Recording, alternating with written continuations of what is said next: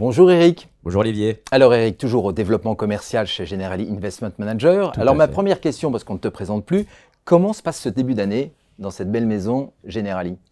Eh ben écoute, plutôt pas mal. En l'occurrence, on est très content déjà des performances des différents produits. Les marchés actions battent des records chaque semaine. Les marchés obligataires ont retrouvé des rendements intéressants. Il faut quand même rappeler que Generali Investment, c'est un peu plus de 515 milliards d'actifs sous gestion et qu'on a quand même une grande tendance, étant à coquiner un assureur qu'on ne présente plus non plus, à faire pas mal de gestion obligataire. Donc en effet, lorsque les obligations retrouvent du rendement, c'est toujours intéressant pour nous. En plus, on a d'autres produits et d'autres classes d'actifs qui performent plutôt bien. Le private equity, les infrastructures aussi, des bons produits sur lesquels on a des bons retours de la part de nos partenaires. Une dernière classe d'actifs, malgré tout, sur laquelle on continue à avoir des demandes, mais sur lesquelles c'est plutôt du service après-vente, c'est évidemment l'immobilier. Je pense que ça n'a échappé à personne. L'année dernière a été une année de belles corrections, de fortes corrections. Mais les gérants sont plutôt satisfaits de ce début d'année. En l'occurrence, on a des espoirs de retour du beau temps sur l'immobilier pour la deuxième partie et fin d'année. Donc on croise les doigts et puis on va continuer avec Alexis Filisetti et Eva Abinader à venir voir nos partenaires et les rassurer sur les différents sujets. Voilà, de bonnes nouvelles. Alors une autre question, dans cet univers déjà très complet, est-ce qu'il y a des nouveautés?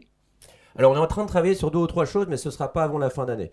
En l'occurrence, c'est vrai que là, on a pas mal de fonds qui ont passé les 3 ans de track record. Donc c'est une belle opportunité pour nous justement de, montrer que il y a eu des produits qui ont été résilients, des produits qui ont très bien performé. Donc on met des choses en avant, telles que des fonds actions, telles qu'une société comme Aperture Investors, qui est une de nos boutiques clés, justement avec un modèle économique assez particulier, et un fonds Aperture European Innovation, qui justement capte les innovations en Europe et des très belles performances depuis 3 ans, même 4 ans le font. Donc c'est vrai que ça fait partie des opportunités qu'on met en avant et sur lesquelles on sollicite nos partenaires. Je sais que les actions, tout le monde me dit c'est très haut, est-ce que c'est le bon point d'entrée, etc.